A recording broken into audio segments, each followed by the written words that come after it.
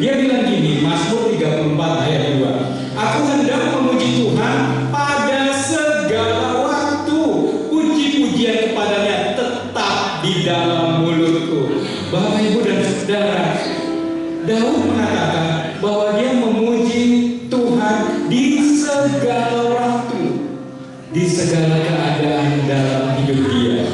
Dan dia katakan puji-pujian kepadanya, kepada Tuhan, ada selalu di dalam mulut Daud.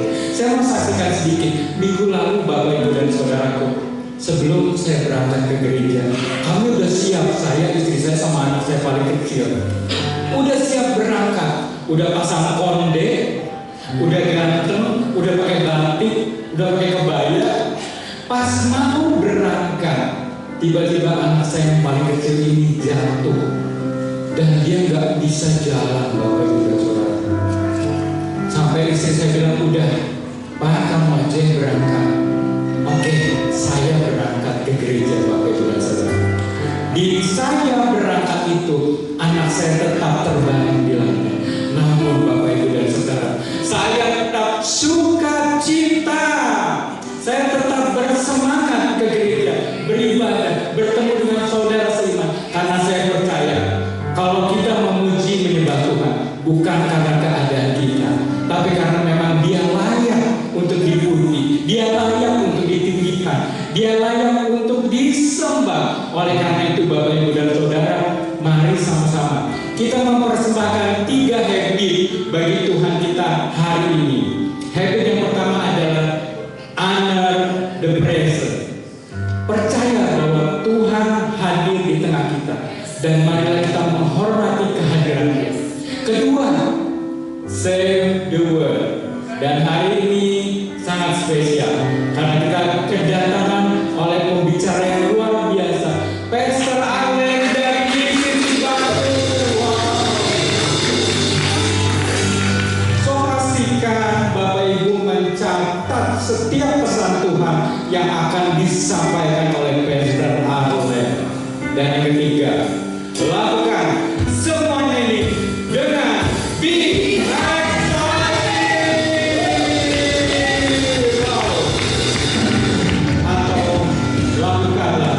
semuanya ini dengan penuh semangat.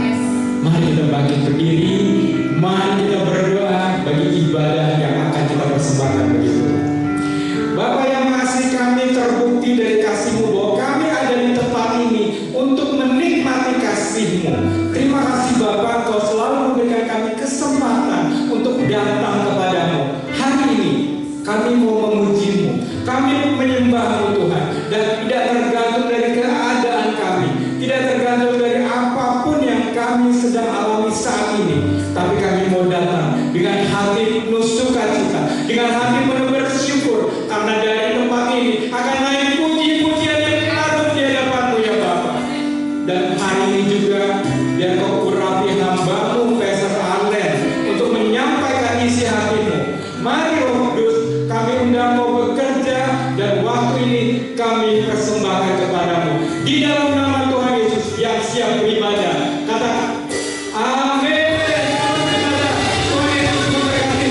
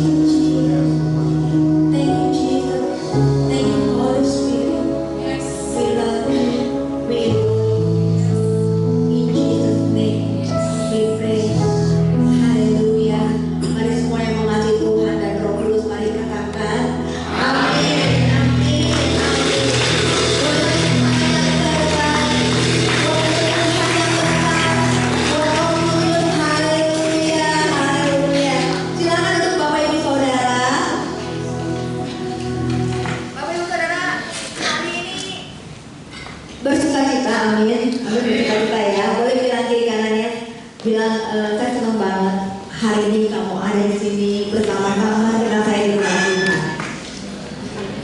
Bilang kiri kanannya, saya bersuka-cita hari ini. Amin, amin.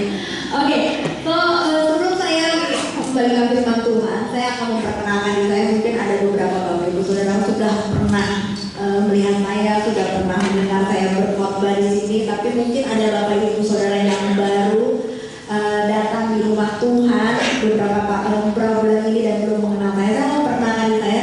Saya adalah Petra Arlen. Saya berjemaat di PCC Bandung. Dan hari ini sebuah penghormatan banget saya boleh share sini diundang oleh Pastor Chris dan Ibu dan seluruh jajaran pastor yang ada di sini dan leader. Terima kasih sudah mengundang saya di sini. Dan saya mau perkenalkan saya di sini nggak ada sendirian. Saya punya keluarga. Jadi saya punya 2 orang jagoan. Ya. Nah ini anak saya, anak tidak ada. Namanya juga Rafael yang kecil, Benjamin. Saya seorang single mom. Karena suami saya berpulang ke rumah Bapa di surga di tahun 2016, jadi hampir 10 tahun yang lalu suami saya berpulang. Terus saya seorang single mom membesarkan 2 orang anak, dan saya seorang full time juga di gereja ICC jauh sebelum saya menikah. Jadi saya senang banget bisa ada di sini melihat rumah Tuhan bertumbuh berkembang dengan luar biasa. Oke, boleh berkenan saya lagi berkenan. Haleluya. Oke. So beberapa waktu yang lalu waktu saya diundang ke sini oleh Pastor Chris, saya dapat tema. Oke, tema bahwa bulan ini kita mau sama-sama belajar gimana supaya CCC Bogor itu boleh berjalan bersama Tuhan. Oke, berjalan bersama Tuhan. Dan dikasih ayat dari Kolose 2 ayat 6 sampai 7. Nah, waktu saya lihat Kolose 2 ini, ternyata perikopnya itu menarik ya. Perikop itu judulnya itu kepenuhan di dalam Tuhan. Dan saya lihat di terjemahan yang lain adalah New Life in Christ. Oke, kalau hari ini saya kasih judul khotbah saya adalah New Life in Christ. Berarti karena New Life in Christ. Oke, masih tahun baru ya, jadi New Life. Dan I hope saya berharap di tahun 2026 kita punya kehidupan yang baru, yang lebih powerful, yang lebih tajam, yang lebih kuat. Amin. Oke, yuk mari kita buka bersama Kolose 2 ayat 6 sampai 7. Oke, kita baca bersama-sama ya. Karena saya lihat ini orang-orang luar biasa banget nih. Semangat banget datang ke gereja. Mari kita baca bareng-bareng. 1, 2, 3. Kamu telah menerima Kristus Yesus Tuhan kita. Karena itu sudahlah hidupmu tetap di dalam Dia. Hendaklah kamu berakar di dalam Dia dan dibangun di atas Dia. Hendaklah kamu bertambah teguh dalam iman yang telah diajarkan kepadamu, dan hendaklah hatimu melimpah dengan syukur. Katakan amin. Amin. So firman Tuhan bilang bahwa waktu kita menerima Yesus sebagai Tuhan dan Juru Selamat itu bukanlah akhir dari segalanya. Dibilang bahwa setelah kamu menerima Yesus sebagai Tuhan dan Juru Selamat, ada nextnya. Hendaklah hidupmu tetap di dalam Dia. Atau terjemahan yang lain ada yang berkata bahwa hendaklah kamu berjalan bersama Dia. Nah, hal yang menariknya, saya lihat di terjemahan The Passion Translation itu luar biasa banget. Colossians 2 verse 6. The Passion Translation bilang gini, in the same way you receive Jesus our Lord and Messiah by faith, continue your journey of faith. Continue the journey of faith, progressing further into your union with Him. Jadi ternyata waktu kita menerima Yesus sebagai Tuhan dan Juru Selamat, itu bukan akhir dari segala-galanya. Ternyata Tuhan itu mau kita meneruskan perjalanan iman kita bersama Tuhan. That's why waktu kita terima Yesus sebagai Tuhan dan Juru Selamat, nggak langsung tiba-tiba malah dapat dan bilang, ayo kita pulang ke rumah Bapa di surga. Enggak ya. Tapi kita masih ada di sini tempat ini karena kita perlu meneruskan perjalanan iman kita. Sampai kapan? Sampai waktunya kita berpulang ke rumah Bapa di surga. So artinya perjalanan kita belum selesai. Perjalanan kita masih panjang. Boleh bilang di kanannya, perjalanan iman kita masih panjang bro. Masih panjang please. Amin ya.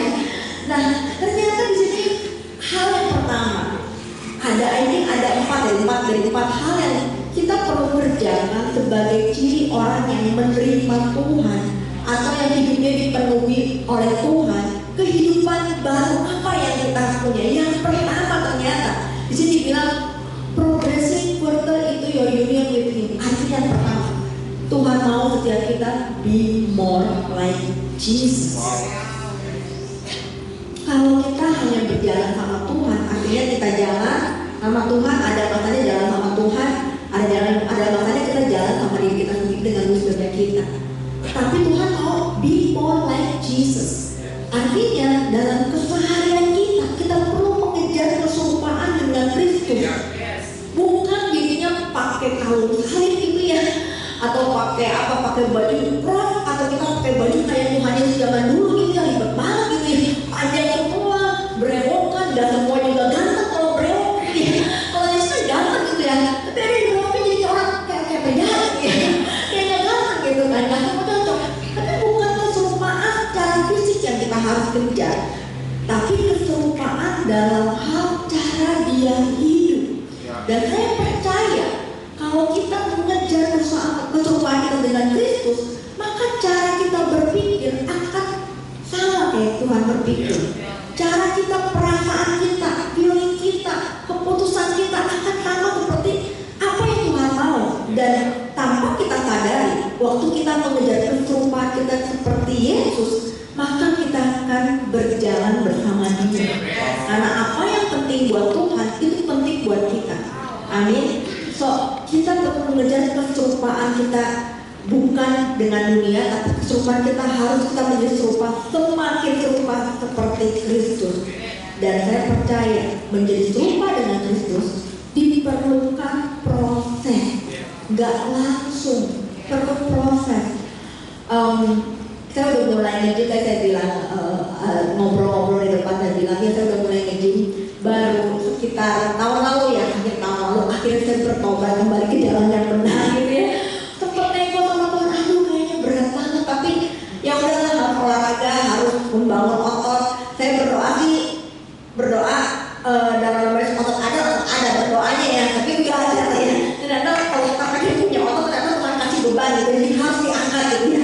Dan waktu saya ke-gym dan lain sebagainya, pengennya komplain, tapi saya ingat banget salah satu di sebuah kelas yang saya ikuti di Jakarta, coachnya ngomong ini, Bang Coach gym bukan ya, waktu saya ikuti kelas untuk menjadi lebih baik lagi, dia bilang gini, there is no progress without process, tapi jangan komplain. Nah, jadi itu kita pengennya progress, tapi kita nggak suka proses, kita banyak komplain. Nah akhirnya hidup kita nggak ada progress.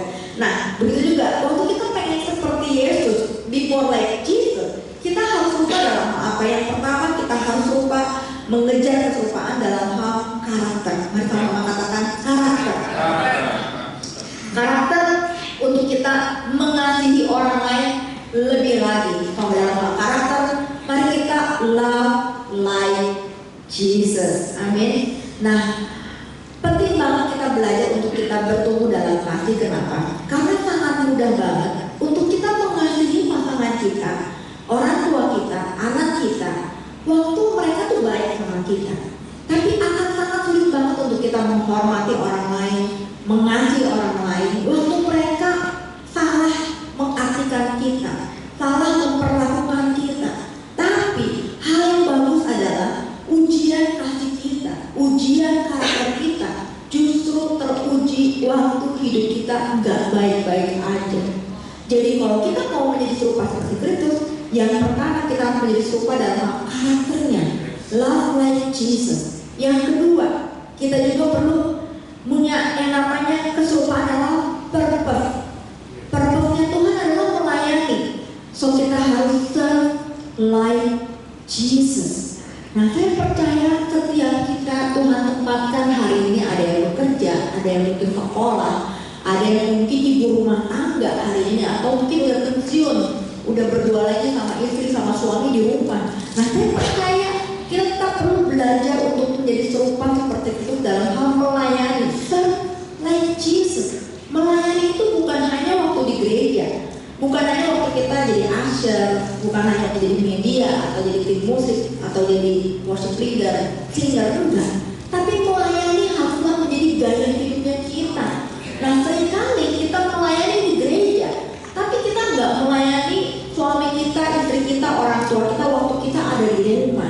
Atau kita melayani orang tua kita menghormati orang tua kita.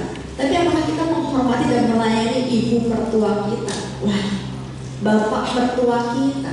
Sampai hari ini, saudara bertanya sama anak saya, sampai hari ini 10 tahun, bapak saya udah gak ada. Tapi saya secara reguler, saya tuh menghubungi ibu mertua saya. Saya ajak ibu mertua saya sehat banget, umur 85 tahun. Dan berapa kali saya ajak nginep di rumah. Bahkan kemarin Desember, waktu ada keluarga papa mertua saya nggak kenal papa mertua saya. Jadi waktu saya menikah pun nggak ada. Tapi saya cukup dekat sama adik-adik atau keluarganya papa mertua yang di Surabaya. Adiknya sakit langsung mama telepon, mama mau ke Surabaya. Apa saya di Jakarta? Ya udah mah, ada anak-anak saya langsung bawa tuh anak saya sama ibu mertua saya sama kakak ibunya saya bawa langsung ke Surabaya, ketemu sama keluarga di Surabaya. Nah, why? Karena saya pengen melayani itu bukan cuma di gereja. Saya perlu hal yang pertama yang saya perlu layani adalah keluarga saya. Saya perlu melayani ibu mertua saya. Orang-orang bilang, suami udah gak ada masih hubungan. Masih, even setiap kali saya pergi melayani keluar kota, saya harus keluar Indonesia. Ibu mertua saya pastikan dia tahu saya ada di mana. Dan saya pastikan saya bawa sesuatu buat ibu mertua saya. Why? Karena saya tahu one day saya juga akan menjadi ibu mertua. Apalagi kan anak saya laki-laki ya. Saya pengen one day saya disayang sama menantu saya. Tapi sebelum saya menuai, saya perlu menabur hal yang benar hari ini. Saya perlu mengasihi ibu mertua saya sama seperti saya mengasihi ibu saya. Saya perlu menghormati dia sama seperti saya menghormati ibu saya. Melayani dia, menyenangkan hati dia di masa tuanya dia. Nah, saya percaya setiap kita pasti punya peran masing-masing. Dan Tuhan mau kita perlu melayani seperti Yesus melayani. Gak hanya di gedung gereja, tapi di keluarga kita, tapi juga mungkin di marketplace. Saya percaya kalau saudara hari ini sebagai manajer, sebagai pekerja, saya percaya keberadaan saudara di tempat kerja saudara itu membawa berkat Tuhan. Ada tujuan Tuhan di sana, sehingga saudara bisa bawa banyak orang untuk kenal Tuhan lewat apa yang saudara kerjakan di bisnis dan pekerjaan maupun sekolah saudara. Amin. So, mari kita menjadi serupa dalam hal karakter, love like Jesus, dalam hal tujuan, serve like Jesus. Amin. Yang kedua, ciri yang kedua seseorang dipenuhi oleh Tuhan atau punya kehidupan yang baru di dalam Tuhan. Dikatakan di Kolose 2 ayat 7 bilang begini, hendaklah kamu berakar di dalam Dia dan dibangun di atas Dia. Atau dalam terjemahan NIV bilang kok, rooted and built up in Him. Jadi hal yang kedua, ciri yang kedua bahwa kita dipenuhi oleh Kristus atau hidup dipimpin oleh Tuhan, punya kehidupan yang baru dalam Tuhan adalah be rooted and built in the Word of God. Katakan amin. Bertumbuh, berakar, dibangun di atas firman Tuhan. Nah, hari ini berapa banyak saudara mencintai dan mengasihi firman Tuhan? Saya cuma mau bilang, segala sesuatu yang dibangun, yang bukan dibangun atas dasar firman Tuhan, itu gampang banget digoncangkan. Pasti akan tergoncangkan. Tapi hanya pernikahan, bisnis, kehidupan yang dibangun di atas firman Tuhan yang gak akan bisa digoncangkan oleh apapun, akan kekal. Nah, kita perlu belajar. Akar itu punya 3 hal yang penting atau 3 hal yang kita perlu tahu. Yang pertama, kenapa Tuhan mau kita berakar? Yang pertama, roots are unseen. Akar itu gak kelihatan, betul nggak? Kalau saudara lihat pohon, akarnya di mana? Di bawah. Kelihatan nggak? Nggak ya, nggak ada akar di atas, pohon di bawah kayak. Nggak ada, kecuali wortel kalian di bawah gitu ya. Yang wortel ada wortelnya gitu. Tapi ternyata semua pohon pasti akarnya di bawah. Akar itu nggak kelihatan. Akar itu nggak populer. Akar itu kayaknya nggak kelihatan, apa besar aja nggak kelihatan. Tapi akar itu penting banget. Kenapa? Seringkali kita sangat fokus dengan apa yang kelihatan di luar. Seringkali kita pengen kelihatan bahwa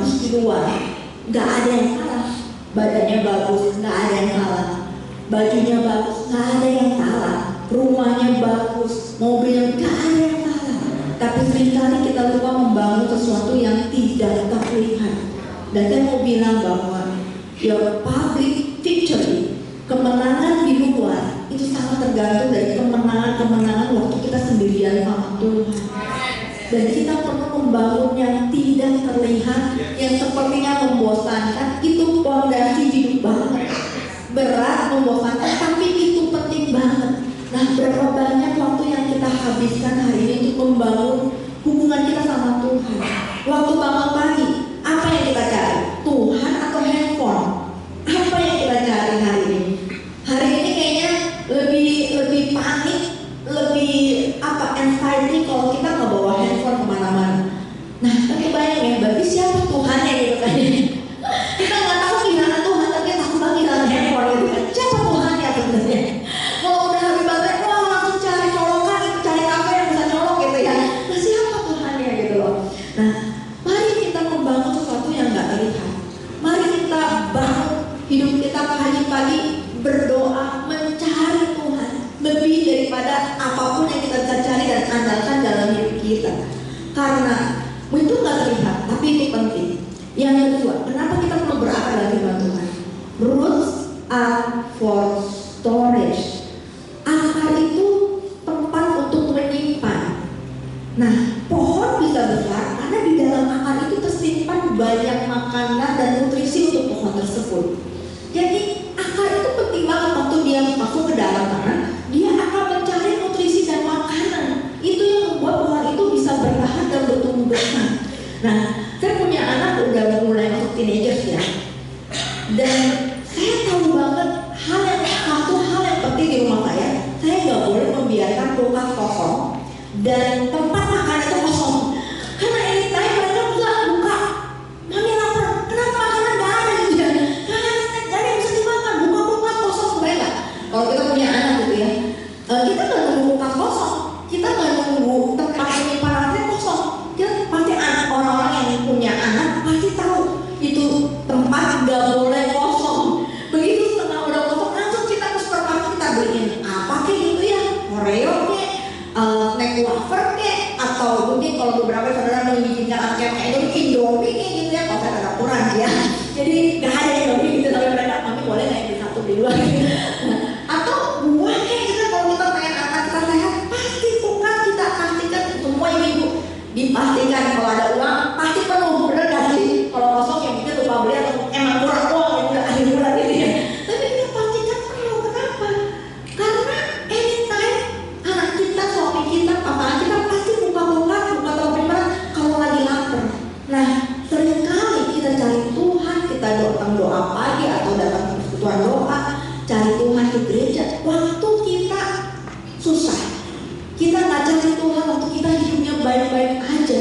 Dan saya kemarin baru ketemu sama satu leader saya bilang gini, kita perlu berdoa, kita perlu cari Tuhan, bukan waktu kita susah, tapi waktu kita baik-baik aja kita perlu baca firman Tuhan, kita perlu cari Tuhan. Kebayang nggak? Waktu kepepet nggak baca firman Tuhan, nggak keluar tuh, nggak ada storage-nya, nggak ada di kepala kita firman Tuhannya apa, nggak ada, karena nggak pernah baca firman Tuhan. Tapi kebayang kalau kita baca firman Tuhan setiap hari, one day kita perlu firman Tuhan, kita perlu arahan hidup, langsung bisa keluar. Nah, kalau kita nggak baca firman Tuhan, apa yang keluar? Yang ada keluar udah pinjol aja. Apa yang keluar? Udahlah, kayaknya udahan aja, selesai aja hidup kita. Udahlah, kayak cerai aja. Kenapa? Karena nggak punya storage, nggak punya penyimpanan firman Tuhan. Makanya keluarnya bukan firman Tuhan. Nah, that's why kita perlu berakar di dalam firman Tuhan. Kita nggak bisa andalkan orang lain, tapi kita hanya bisa mengandalkan Tuhan dan firman Tuhan. Makanya mari kita cari Tuhan, mari kita baca firman Tuhan setiap hari. Penuhi tempat penyimpanan firman Tuhan yang kita di hati kita, di roh kita, di pikiran kita. Katakan amin. Yang ketiga, kenapa kita perlu berakar? Kita perlu berakar karena roots are for support. Akar itu untuk support, akar itu untuk menopang pohon. Saya mau bilang, kita mau bangun bangunan sebesar apapun, kalau akarnya roboh. Saya tinggal di Bandung, di Kota Baru Parahyangan. Nah kemarin itu hujan gede banget, Sabtu kemarin ya, hujan gede banget. Hari Jumat gede banget, Jumat gede banget. Sabtu udah agak cerah, Jumat tuh besar banget. Jadi saya sempat ke Kota Baru karena mau jemput Ibu Evi, Dokter Evi, dan kita sempat makan siang bareng, ngobrol. Nah waktu kita ngobrol ternyata di depan itu di depan ada gang BCA, di depan itu pohon besar tiba-tiba tumbang. Jadi kalau sempat pasangan kokon bilang, nah ini waktu kita makan ini tumbang. Kenapa ya pohon besar banget itu bisa tumbang? Karena akarnya nggak cukup kuat mensupport dia, mensupport pohon yang besar. Nah saya mau bilang, hidup kita itu kayak pohon yang besar atau kayak bangunan yang besar. Kalau Bapak Ibu punya rumah bertingkat, tingkat 2, tingkat 3, apalagi tingkat 4, saudara pasti tahu untuk bangunan bisa berdiri tegak ke atas, semakin tinggi bangunannya, semakin dalam dan kuat fondasinya. Betul, harus disuntik, nggak bisa. Fondasinya segitu mau bangun 2, 3 tingkat pasti nggak akan bisa. Arsitek pasti bilang, sipil pasti bilang nggak bisa Bu, nggak bisa Pak, harus disuntik itu bangunan, kalau nggak roboh. Kenapa? Karena kita nggak pernah tahu kapan badai datang dalam hidup kita. Hujan itu pasti datang, badai itu pasti datang. Mau saudara anak Tuhan, bukan anak Tuhan, cinta Tuhan, cinta Tuhan, hujan tetap hujan, benar nggak sih? Kalau hujan kita pulang gereja ya udah di atas kita nggak hujan, yang kita hujan kan enggak ya, tetap hujan semuanya, tetap badai. Nah dalam hidup kita pasti mengalami badai kehidupan. Angin yang kencang itu pasti ada. Nah pertanyaannya, apakah saudara cukup kuat waktu ada badai keuangan datang dalam hidup saudara? Apakah saudara cukup kuat waktu ada badai kesehatan, orang yang kita kasih ternyata mengalami gangguan kesehatan dan itu menakutkan dalam hidup saudara? Apakah saudara cukup kuat waktu saudara harus kehilangan orang yang saudara kasihi? Mungkin dipanggil Tuhan pulang atau mungkin dia pergi. Apakah saudara cukup kuat? Kekuatan saudara sangat ditentukan seberapa dalam saudara merenungkan firman Tuhan. Karena semua yang kita punya hari ini cuma titipan, bukan punya kita. Anak punya Tuhan, pasangan punya Tuhan, orang tua punya Tuhan, apalagi mobil, rumah, dan segala sesuatu yang kita punya. Hari ini ada, besok bisa nggak ada. Karena semua cuma titipan. Teman saya cuma minjem kita itu. Ingat, cuma minjem, bukan pemilik. Jadi nggak usah stres waktu Tuhan ambil. Waktunya sudah selesai, jangan stres. Kita bukan pemilik, cuma pinjem. Nah, kedalaman kita di dalam firman Tuhan akan menentukan seberapa kuat kita bertahan di dalam badai kehidupan. So, saya berdoa banget Bapak Ibu, tolong renungkan firman Tuhan. Renungkan firman Tuhan, berdoa, bangun manusia rohmu. Jangan tunggu sesuatu terjadi baru kita cari Tuhan. Sampai ditulis terlalu banyak air mata dan porak-poranya di kita. Mari bangun rohmu, karena cuma Tuhanlah satu-satunya pegangan dalam hidupmu, sumber yang gak pernah hilang. Dia Tuhan yang kekal. Karena semua bisa hilang, tapi cuma Tuhan yang bisa diandalkan dalam hidup kita. Amin. Yang ketiga, ciri ketiga yang kita perlu punya di tahun ini waktu kita penuh dalam Tuhan adalah rooted and built up in Him, strengthened in faith. Oh, yang ketiga, be strong in me. Jadilah kuat dalam iman. Iman hanya bisa kuat waktu engkau latih. Iman hanya bisa kuat waktu engkau mau menyerahkan seluruh kehidupanmu sama Tuhan. Saya mau bilang, jangan ikut Tuhan hanya karena Tuhan jawab semua doa-doa kita seperti yang kita mau.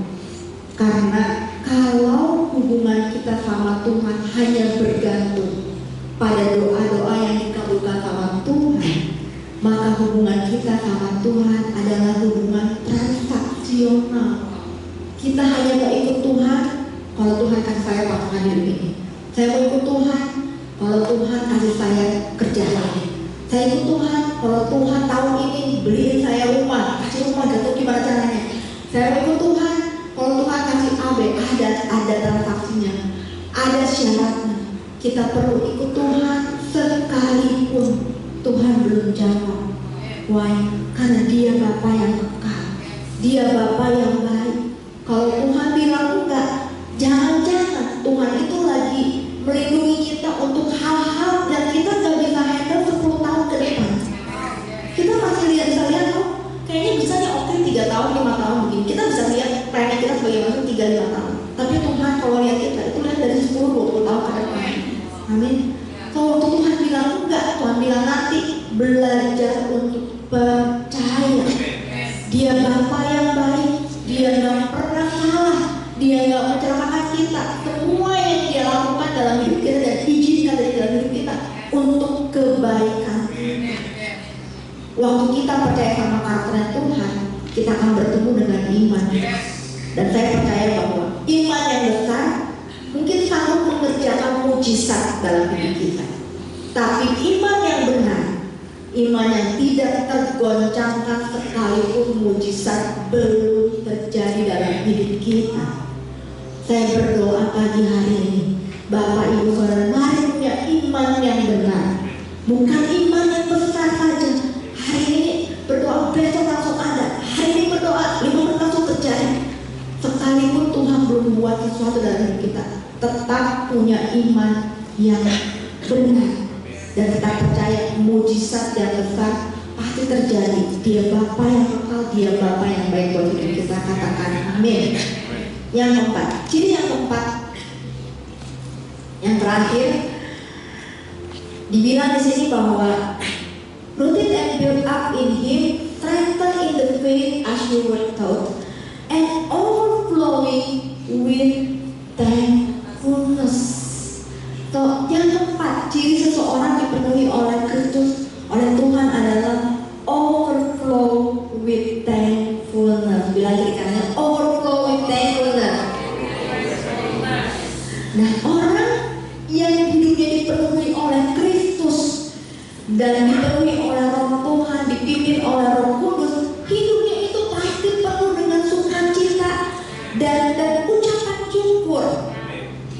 Kemarin saya dikasih kesempatan, bersyukur banget karena bawa pastor-pastor untuk Korea, untuk kita bisa ikut Korean Prayer Week, dan it's amazing thing, itu hal yang luar biasa banget. Cuacanya dingin banget, minus gitu ya, minus 8, kadang 10, kadang pokoknya hampir 15 minusnya. Kita berdoa jam 4 pagi gitu ya, pokoknya jam 3:45 itu kita udah di lobby, udah jam 4 itu harus udah berangkat busnya dari hotel ke gereja. Anyway itu nggak jauh juga ya, kira-kira 10-15 menit, tapi karena dingin banget dan kadang ada satu hari bersalju kita ke PJ, jadi kita naik bus. Nah 4:15 kita sampai di gereja. Saudara tahu nggak itu gereja gede banget, itu gereja Pujo Gospel Church. Pastor Yongcho yang waktu itu bangun gereja itu, sekarang dia udah berpulang, itu sekarang Pastor Yongcho itu ribuan orang itu udah berdoa pagi-pagi. Saya nggak pernah melihat jam 4 pagi, 4:40 ya, 4:30 tuh orang latihan di depan singer. Itu 3 gereja udah penuh banget dan mereka itu berdoa sendiri aja, masing-masing berbahasa roh gitu ya. Ada yang doain orang lain, tapi berdoa semua. Eldersnya itu pakai jas, begitu usianya sekitar 60, ada 50, tadi mau 50 kayaknya udah 60-70, opa-opa gitu ya, ajuba-ajuba gitu ya, pakai blazer, rambutnya tinggi gitu ya, berbahasa pokoknya. Jam 4 pagi itu 4:15 orang sini harus tidur, jadi 4:15 waktu sana tuh berarti kira-kira kurang lebih 2 jam yang di sini lebih mundur ya, jadi ke jam 2:15 kita tuh berdoa dan semuanya sukacita banget. Jadi mereka setiap awal tahun mereka ada 12 hari berdoa dari jam 4 pagi. Jadi pas lagi penyembahan mereka berdoa, terus udah mau mulai ibadah, di depan ada eldersnya memandu kita atau mengajak kita untuk berdoa lagi. Jadi dia ngomong berdoalah itu 30 menit berdoa, bahasa roh berdoa, itu barulah pujian penyembahan. Pujian penyembahannya nggak berdiri, tepuk tangannya ya tepuk tangan kayak gereja presbyterian ya, gereja nasional tangan. Terus itu iman rasuli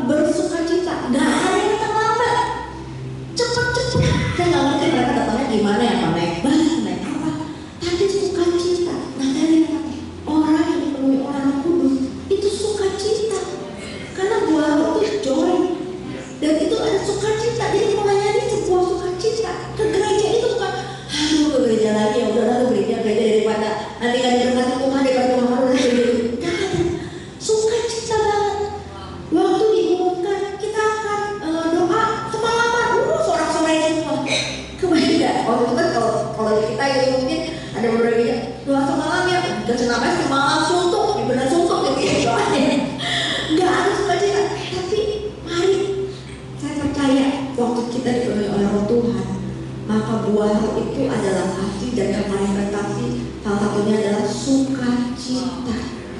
Sukacita itu tanda seseorang dipenuhi oleh Roh Tuhan. Sukacita itu tanda bahwa kita benar-benar dipimpin oleh Roh Tuhan. Saya ingat banget di salah satu kelas yang saya pernah itu juga, coach nanya gini, oke Bapak Ibu Saudara, kira-kira apa yang membuat Bapak Ibu Saudara bahagia? Gak boleh mikir hitungan 2 detik langsung jawab. Itu banyak ya. Ada yang jawab, oh saya bahagia kalau saya punya uang banyak gitu. Oh saya bahagia kalau saya bisa jalan-jalan ke luar negeri. Oh saya bahagia kalau ibu saya sembuh, mungkin ibunya lagi sakit waktu itu. Oh saya bahagia, saya pikir saya bahagia. Wah kalau ibu ya, saya bahagia kalau anak saya nurut gitu. Kalau anak saya bertumbuh mencintai Tuhan. Oh saya bahagia kalau suami saya mau ke gereja mungkin ya. Atau suami-suami, oh saya bahagia kalau istri saya gak judes gitu ya, gak banyak marah-marah sama di rumah gitu ya. Wah kayaknya banyak banget jawaban. Sampai ada satu orang bapak bagus banget dia jawab ini, saya bahagia kalau saya bisa bersyukur. Wow, tahu kan saudara bahwa kita akan menjadi orang yang paling bahagia di dunia kalau kita bisa bersyukur. Kalau kita bilang kita bahagia kalau bisa jalan-jalan, emang jalan-jalan tiap hari, tahun sekali kalau ada uangnya ini juga ya. Kalau mau kayak gitu 2 tahun sekali, kebayang nggak? Jadi kita hanya bisa bahagia tahun sekali, 2 tahun sekali, nggak bisa bahagia tiap hari. Kalau kita bilang saya bahagia kalau sehat, kadang ada keluarga sehat, kadang enggak. Jadi kita sangat bergantung sama sesuatu di luar. Tapi waktu kita bisa bahagia karena kita mengucap syukur, kita bisa bahagia tiap hari. Karena mengucap syukur adalah keputusan di dalam hati kita yang tidak bisa diubah oleh keadaan. Mari kita mengucap syukur, karena waktu kita mengucap syukur, kita bahagia karena kita nggak dikendalikan sama keadaan. Tapi waktu kita bilang kita bahagia, kita bersyukur karena itu di luar kendali kita, yang bisa kadang-kadang nggak ada. Mari kita mengucap syukur, karena waktu kita mengucap syukur kita akan menjadi pribadi yang berbahagia. Amin, amin. Sorry tahun 2026 ini, mari kita punya kehidupan yang baru, kehidupan yang semakin tajam, kehidupan yang semakin kuat di dalam Tuhan. Menjadi orang yang dipenuhi oleh Kristus. Yang pertama, be more like Jesus. Boleh datang sama be more like Jesus. Mari kita jadi semakin serupa seperti Kristus. Yang kedua, be rooted and build in the word of God. Yang ketiga, sama-sama katakan be strong in faith. Yang keempat, terakhir, overflow with thankfulness. Amin, amin. So saya berdoa banget, mari kita sepanjang tahun ini, mari kita dipenuhi oleh Tuhan. Mari kita punya kehidupan yang baru sama Tuhan.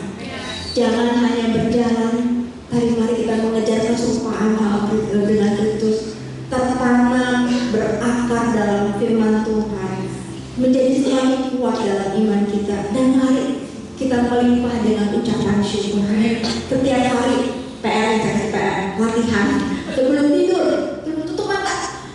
Apa yang kamu syukuri dalam hidup? 3 hal. Suami istri sebelum tidur pegangan tangan. Apa yang kita syukuri ya? Masih bareng, masih bisa tidur, nggak rumah nggak bocor. Gimana rumah pasangan? Nggak bocor. Kita hari ini nggak berantem. Hal-hal kecil. Kita bisa makan enak, makan nasi kuning, bersyukur. Bersyukur tadi masih bisa ketemu si mama masih sehat, masih bisa jalan-jalan ke pasar, bukan ke pasar yang nyondong nggak apa-apa, tapi pasar bodoh juga nggak apa-apa. Amin. Kita bersyukur, karena bersyukur adalah kekuatan buat jiwa kita. Haleluya, amin. Amin. Mari kita berdoa sebentar. Yes, haleluya. Mari kita berbahasa apa saudara bisa berbahasa.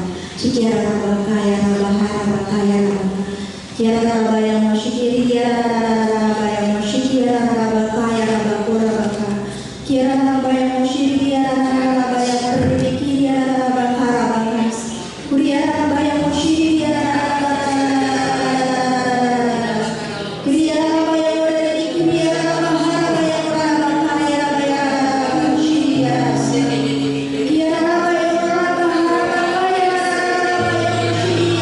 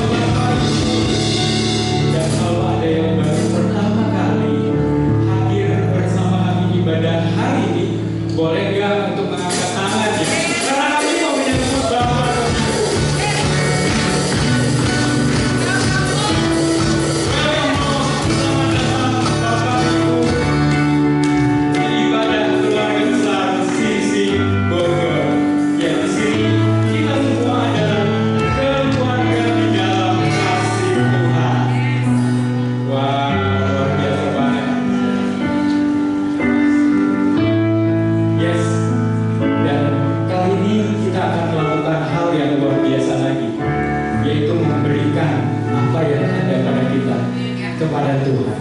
Sebelumnya, mari kita ingat-ingat cerita janda miskin yang memberikan persembahan kepada Tuhan. Tapi yang saya mau tegaskan di sini bukan persembahan yang diberikan oleh janda miskin tersebut, tetapi di Markus 12 ayat 41a, firman Tuhan bilang gini, Bapak Ibu dan Saudara.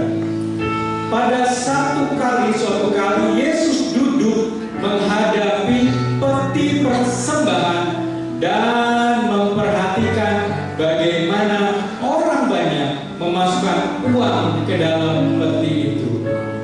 Wow, Bapak Ibu dan Saudaraku, mungkin pada saat memberikan persembahan, mungkin kita lebih memikirkan sebelah kita, orang yang duduk di sebelah kita.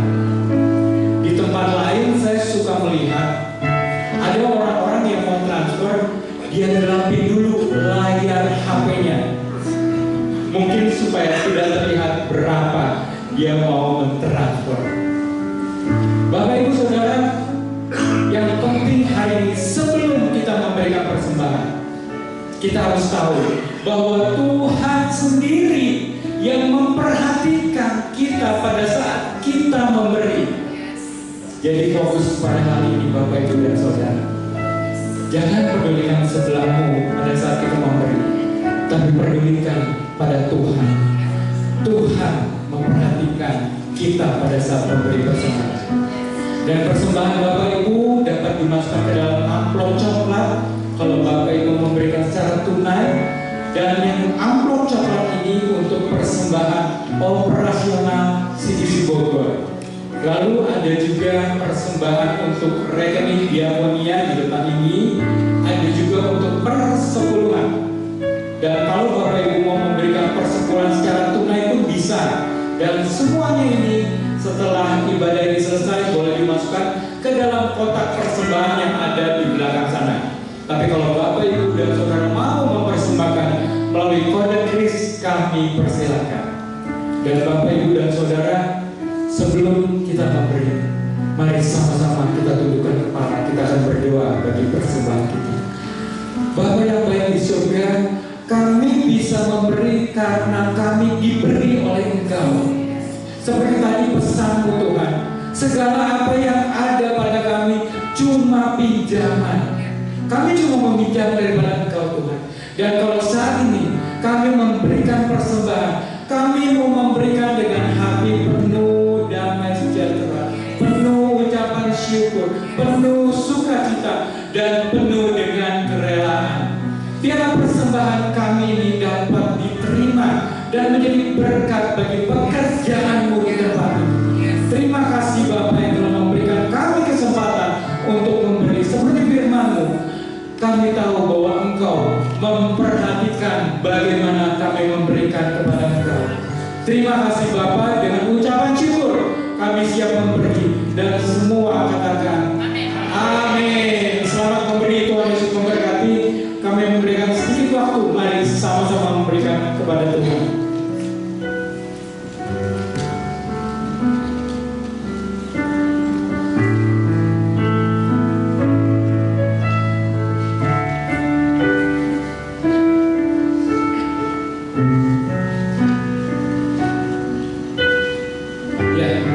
Baik, terima kasih kepada setiap tangan-tangan yang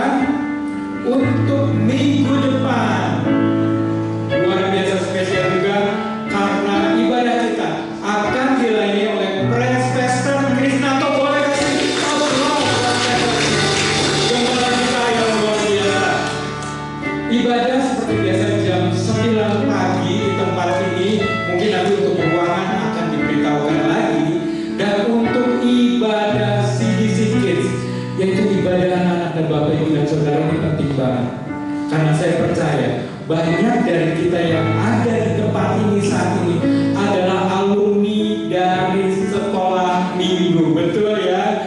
Jadi pastikan kita membawa anak kita, cucu kita, ponakan kita yang belum sekolah minggu untuk ibadah sekolah minggu minggu depan di Ruko Sekretariat CDC Bogor jam 9 pagi, dan untuk ibadah anak-anak muda yang luar biasa juga jam 11.30 bertepat sama seperti ibadah umum di Hotel Green Forest yang ruangannya nanti akan diberitahukan. Nah, Bapak Ibu dan Saudara, ini juga penting, bahkan sangat penting. Inilah yang menjadi dapur dari CDC Bogor, yaitu doa. Saya ingat waktu pertama kita memulai pelayanan ini bersama-sama bergandengan tangan di dalam doa. Untuk itu kami mengajak Bapak Ibu Saudara untuk ikut bersama-sama doa onsite CDC Bogor setiap hari Sabtu jam 7 pagi. Gak pagian ya Bapak Ibu dan Saudara.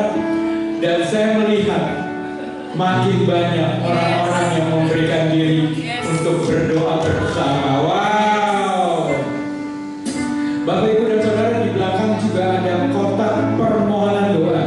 Nah, bagi Bapak Ibu dan Saudara yang punya pergumulan yang bersifat sangat pribadi atau pribadi, kami boleh menyarankan Bapak Ibu untuk memberikan permohonan doa melalui kotak doa di sana. Di depannya ada formulir yang mesti diisi untuk keperluan doa Bapak Ibu, untuk pergumulan Bapak Ibu, dan boleh dimasukkan ke dalam kotak itu, dan nanti hanya tim doa dari CDC Bogor yang akan mendoakan pergumulan Bapak Ibu. So, jangan tunda lagi, masukkan pergumulanmu dalam kotak doa. Nah, Bapak Ibu dan Saudara, ini juga gak kalah pentingnya. Ini adalah Carecel. Carecel adalah kelompok komsel di CDC Bogor, di mana di dalam kelompok-kelompok kecil ini kita saling memperhatikan, kita saling memperdulikan, kita membahas apa yang kita dapat di hari Minggu ini pesan Tuhan, dan kita akan bagikan di dalam hari-hari dalam minggu ini. So, pastikan Bapak Ibu tergabung di dalam Carecel. Nah, Bapak Ibu dan Saudara, tadi saya katakan kalau Bapak Ibu mau tergabung dalam volunteer CDC Bogor, harus mengikuti satu kelas spiritual journey. Kelas ini adalah kelas pemuritan yang bertujuan kita memahami lebih dalam tentang kekristenan, tentang Tuhan kita, tentang keselamatan. So, pastikan tanggal berapa? 22 Februari dengan biaya hanya Rp50.000 per satu kali sesi. Ini sudah mendapat makan siang dan snack. Dan Bapak Ibu dan Saudara, pastikan Anda mendaftar mulai dari saat ini untuk kelas spiritual journey, baik Bapak Ibu dan Saudara. Dan terakhir, sebelum kita pulang, CDC biasa berfellowship dulu. Namun sambil kita berfellowship ngopi, di depan sana kalau Bapak Ibu lihat ada basar. Basar ini basar jemaat. Saya mendorong Bapak Ibu untuk tergerak hatinya dengan membeli barang-barang yang ada di basar tersebut. Dan saya promosi sedikit. Di sana ada sabun buatan CDC Bogor. Jadi yang dulu CDC Soap sekarang berubah nama menjadi Savon, yang dalam bahasa Perancis artinya sabun. Tapi ini sama-sama dikerjakan oleh jemaat CDC Bogor. Mari kita saling membantu. So, pastikan begitu Anda pulang dari tempat ini, Anda memborong barang-barang yang ada di pasar. Dan kami mengundang Pastor Chris untuk doa berkat. Terima kasih, Tuhan Yesus memberkati.